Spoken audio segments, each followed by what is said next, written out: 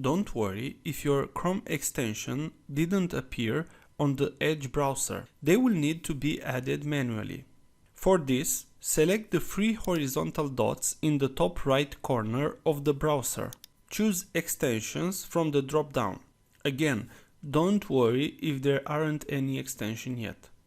Before you add your Chrome extensions, turn on the Allow Extension from Other Stores.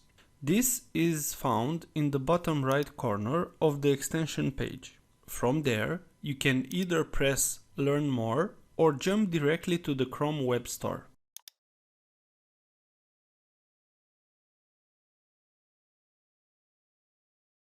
Now, just search what extension you use and install it on the new Edge browser.